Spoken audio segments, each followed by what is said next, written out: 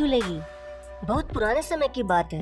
एक गांव में एक भले आदमी गंगाराम का देहांत हो गया था। तो जैसे इस आदमी के परिवार वाले उस अर्थी को शमशान ले जाने लगे, तभी अचानक एक मोटे ताजी सेठ ने उस अर्थी का एक पांव पकड़ लिया और बोला कि मरने वाले इस गंगाराम से मैं 2 लाख रुपए कर्जा मांगता हूँ, इसलिए पहले मुझे मेरे पैसे दे दो, तभी मैं इसकी अर्थी को शमशान ले जाने दूंगा।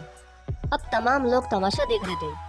तभी उनके तीनों बेटों ने कहा कि हम तुम्हारा कर्जा नहीं देंगे, पिताजी का कर्जा पिताजी जाने, और वैसे भी अब वो तो इस दुनिया में ही नहीं है।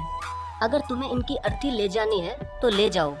ये सुनकर पूरा गांव गंगाराम के तीनों बेटों पर थू थू कर रहा था। अब गंगाराम के तीनों बेटे उस कर्जे को देने से पीछे हट गए। तभी गंगाराम के भाइयों ने भी कह दिया कि जब बेटे कर्जा नहीं दे सकते तो हम क्यों किसी का कर्जा भरें। अब गंगाराम की अर्थी को वहाँ रुके हुए बहुत देर हो गई थी।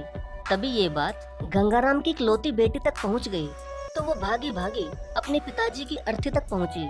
तभी उसने देखा कि उसके पिता की अर्थी का एक पाँव किसी बड़े सेठ ने पकड़ रखा था।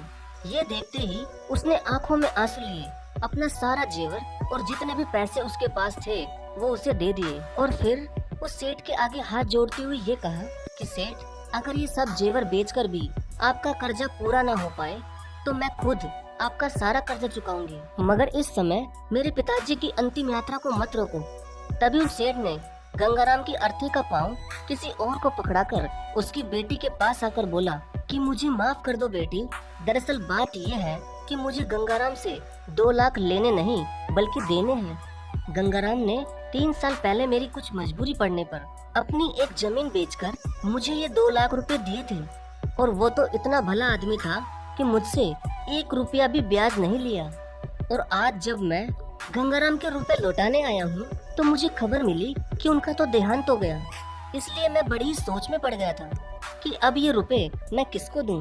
इसलिए मैंने ये खेल खेला ताकि गंगाराम जी के ये 2 लाख रुपए घर के एक ऐसे सदस्य के पास जाएं जो वाकई में उनको प्यार और उनकी इज्जत करता हो। और बेटी, आज तुमने ये साबित कर दिया कि अपने माँ बाप को एक बेटे से बहुत ज्यादा एक बेटी ही प्यार करती है।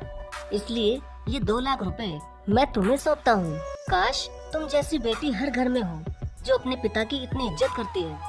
ये सब देखकर गंगाराम के बेटे और भाई का सिर शर्म से नीचे झुक गया।